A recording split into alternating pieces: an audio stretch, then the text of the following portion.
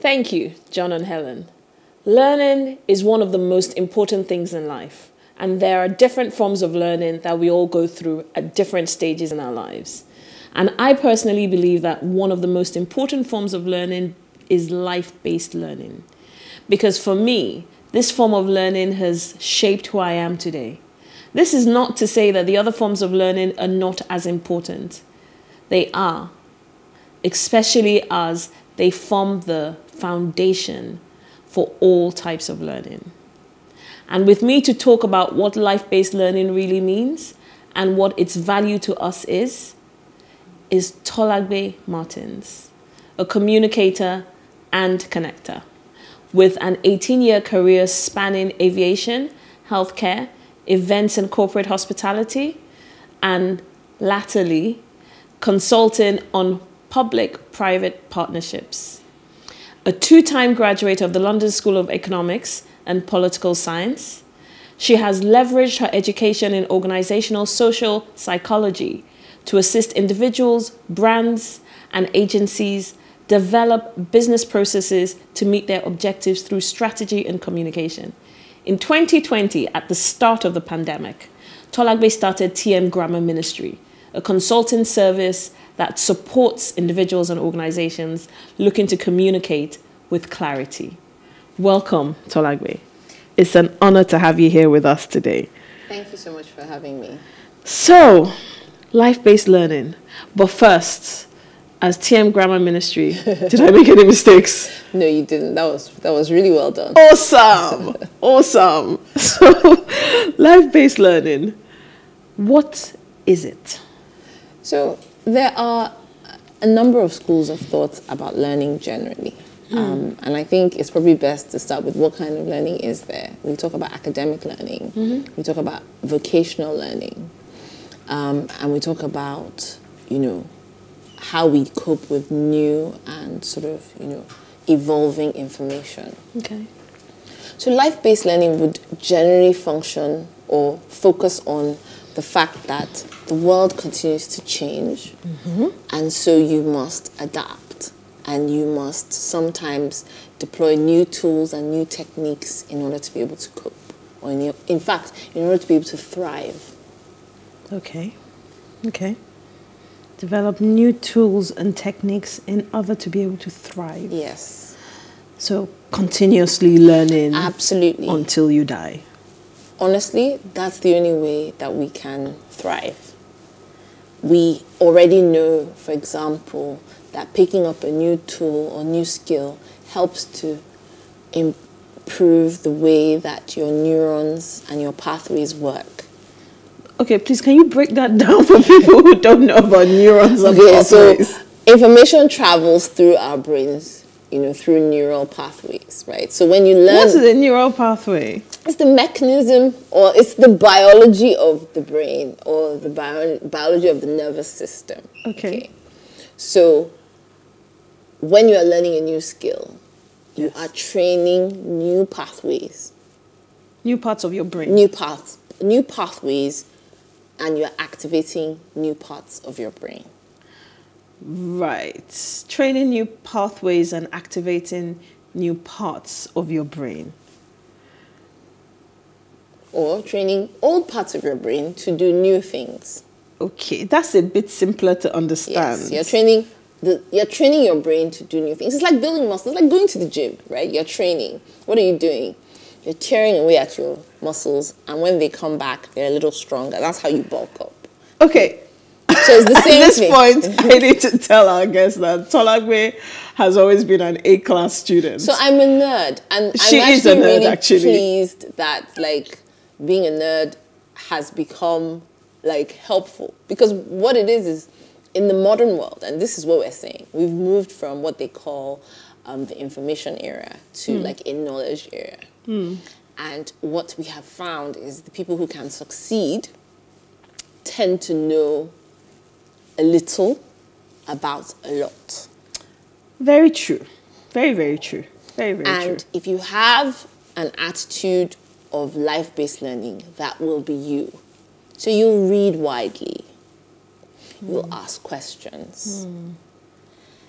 I know you and I look at young people today and look at how they can answer any question.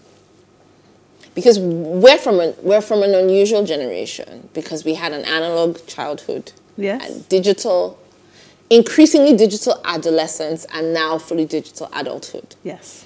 Okay? But anyone born possibly after the year 2000 has only ever had a digital. Of course, this is within, a specific subset of society. But the fact still remains that our access to information is unprecedented. So does that fall under... It's actually going to take me to my next question. Does that access fall under conventional education, unconventional or vocational education, or life-based learning? So this is my thing. I honestly feel that those categories are somewhat arbitrary. How so? Okay. Academic education should be the foundation. Okay. Because what that's teaching you is teaching you numeracy, to count, manipulate numbers. Okay. It's teaching you literacy, to read, and not just to read, to infer, to draw conclusions, right? Once you are fully numerate and fully literate, you should be able to access any information that you require. So whether it's vocational, to learn life skills, and some of those should be actually happening as you are advancing. Okay. So life skills such as getting dressed, grooming, those are things you learn at the same time. You learn pari passu with growing up. Learning how to take care of yourself, learning how to avoid harm, those kinds of skills. Social skills, interacting. Where would that fall under if you leave it as just 3 blocks? I see. You see what I mean? They So I think that time. they are intertwined in some way. And I think it's important that we recognize that. So the formal learning is your baseline. Vocational and life skills should happen alongside. So by a certain age, every child should be able to make breakfast, should be able to prepare a simple meal. I think vocational skills, survival skills, everyone should be able to feed themselves. Right? Very true. Everybody should. Very in this true. modern age. Very right? true. There's no such thing as a gender role when it comes to getting fed. But some people may just starve. Exactly. So the fact that no one should starve from not being able to prepare a meal, right? Everyone. That is a life-based learning right there. Absolutely. You just actually told people who don't know how to cook, at least learn the basics. Yes, you should be able to provide yourself with the basic meal. And if you are literate and numerate, you should be able to follow a recipe, right? Okay. You should be able to follow a recipe. You should be able to access a YouTube tutorial on how to do certain things. And this is the beauty of it. Back to what I was saying. This information is now available in an unprecedented way. We've never had this much information at literally the touch of a button. Very true. Very true. So at different stages in life, based on what you've just said now, there are different life-based learnings that we go through. Yes, of course. So is there a point at which we stop learning? I think this speaks to something that's very popular in sort of coaching speak now, where we talk about mindsets. We talk about a fixed mindset and we talk about a growth mindset, right? Okay. So a growth mindset would leave you open to new ways of doing things, interested and curious about how do we do this, how do we access information, right? Because technology doesn't wait for people, so it continues to evolve.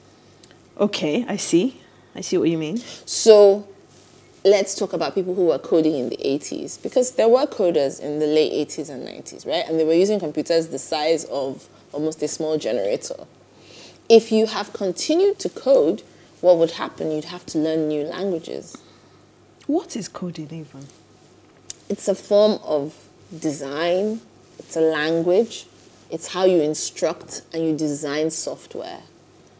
Okay. So you are looking at your favorite social media platform and you see an interface. You just see like a nice interface screen. Being what you see. Yes, you see the screen, you see the like button, you see the share button. But someone has designed all of that and built it using code. I see. Okay. Right? So when you press the button, there's a code that says when that button is pressed, do this. When they swipe up, do this. When they press X, do this. Everything is coded for. Every possible action has an instruction. So let me even simplify it further. It means that even as human beings before computer era, we all did coding, but it was just called something different. When you're growing up, your parent teaches you how to do certain things. If you do X, you get Y. It's the type of coding, no? Yes, absolutely. So I'll tell you something about that. We talk about memes today, right? And today when we talk about a meme, we're referring to like a hilarious image with a caption, so on and so forth. But like in the olden days, and I mean literally about 25 years ago, a meme referred to a form of behavior which would be adapted by a population. And so you'd start doing something. So even like a trend, imagine when people started wearing their caps to the backwards. So that would have started as a meme. So a meme used to refer to behavior that was adopted. It was introduced into the population and then became adopted by everyone. Now we use it to refer to images that we share that are hilarious and that have taken on a meaning of their own. But that wasn't what a meme was before. And that's an example of learning, right? When I was in university, meme was a behavioral meme. I've had to learn that that's not what it means anymore. I see. And I think that's probably part of my fascination with language and grammar in and of itself. Because, again, part of your life-based learning is how words don't mean the same thing in different cultures, in different times. Yes, very true, very true. So, something is sick. Yes. We just all found out that means it's good, It's right? good, yeah. But then when we were young, something was bad and it was good. Yeah. So you see the same underpinning thought process, but the language has changed. So that again then goes to what you were saying about mindsets. To communicate, don't say, please, I don't know what you mean by sick. But you do know what they mean, because when you were that age, it was bad. So this is what I mean. Like, nobody is saying you should use their slang, but you should certainly try to understand it. What it means. Yeah. And that even goes to being able to effectively communicate. Absolutely. With people of a different generation. That is so critical. And I think we're going to find out that the more successful people are people who are able to adapt themselves, right? When I talk about effective communication, one of the things I try to explain to people is the most important thing is to be understood. There's no point so I'm a doctor and I'm going to do an outreach in the market and I want to talk about healthy behavior and I want to talk about changing dietary changes and, lifestyle changes. There's no point in me going in there and talking about, your cardiovascular health and how that's not helpful. You've got to break down the concepts into language that is simply understood. But how does this connect to life-based learning? In that case, you're going and you're literally showing a cohort that certain behavior they've been used to, that they've taken for granted, is no longer appropriate. I see.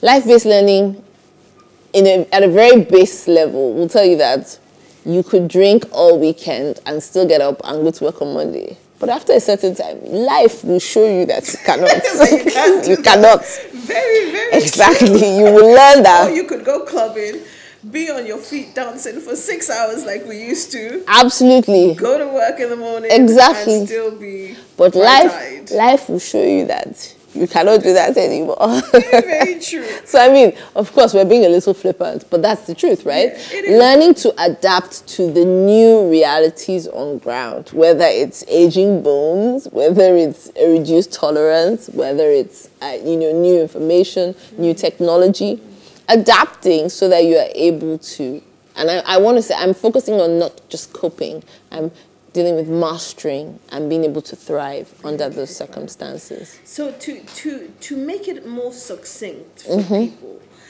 are there techniques to learning as one grows older and life evolves? So when we're talking about life-based learning, things you learn as you grow older and as the world continues to evolve, are there certain techniques that we can take away to help us thrive? So I think a lot of this requires some self-analysis. You know, we talk about different ways to learn, for example. We talk about visual learners, auditory learners, spatial learners. Okay, just to name a few of the list of the different ways in which people learn effectively. I personally am a visual / writing learner. Okay. Right? So what does that mean? So I still use pen and paper. Okay? I still use pen and paper to make sure that as effectively as possible, I am almost imprinting the information on my brain. And so what I used to find was in exams, when I'm recalling something, I would see the page in my mind's eye of the notes that I had taken. Okay. Some people are auditory learners. Okay. So they do well with podcasts, with ebooks, you know, with having the text repeated. You hear about people who have whole books and they drive and they're listening to their favorite passage, their Bible passage, their memory verse. Other people still need to read and write it. Other people can deal with images and charts. And so in order to be a successful lifelong learner, one of the things is to unlock how best you learn so that you consume information in the way that will best work for you. And I have just learned something there because I have a lot of audiobooks on Audible. And the truth of the matter is, it's not all of them that I actually absorb. Like you, writing is very important. I remember more when I write things down. So my life-based learning there would be stop wasting your time buying Audible books and start reading actual books. So my initial hack for that would be pause when you've listened to a bit and write down what you recall. Okay. Make it an active process. This is also the thing about learning. Process. It should be active. Okay. Like people feel like, oh, they can just, no. You still need some activity. That is part of how it helps to reinforce it. So, you know, we teach children some things still need repetition. I see. You cannot learn to count by downloading it. You still have to sound out the numbers. I see. I have a 6-year-old. I see. We're going through the times table. Some things still need rote learning and will always need rote learning. No matter how much you understand, you know, there's a move with numeracy to talk about numbers and how you know what they are. Yeah. But if they still need to wake you up and say, well, 6 times 7, the only way that you could have memorized that, know it, you know, at the click of a finger is by memorizing it. I see. Okay. That is it's actually interesting because this was a challenging topic. Yeah. But I think that it's actually been quite insightful. I'm glad. I hope so. Yeah, I think it has. And it's definitely showed everybody that you can still be a nerd and you can still be cool. Beautiful and cool all of that. Nerds are cool. That's really, really awesome. Or nerds can be cool. Look, nerds are the reason we have devices. They're the reasons we have gadgets. They're the reason we have social media. Very true. All of that is thanks to nerds. Very, very true. So don't hate the nerd in your class. Make friends with the nerd in your class. They could be the next Zuckerberg, next Jobs, next. Very, very true. You know. Very, very Let's even talk about the Nigerian nerds that are building, you know. They're building lots of wonderful unicorns in this space. Yep. And on that note, we've actually come to the end of the session. Thank you so much. And it really has been awesome having you here. And I really hope that some of our viewers have taken away some nuggets of information that can help them on their journey to continuous learning. Particularly, you have to keep learning to be able to thrive. And it's all about your mindset. So thank you so much for watching. Please stay tuned because in a few minutes, John and Helen we'll be wrapping up the show. Thank you.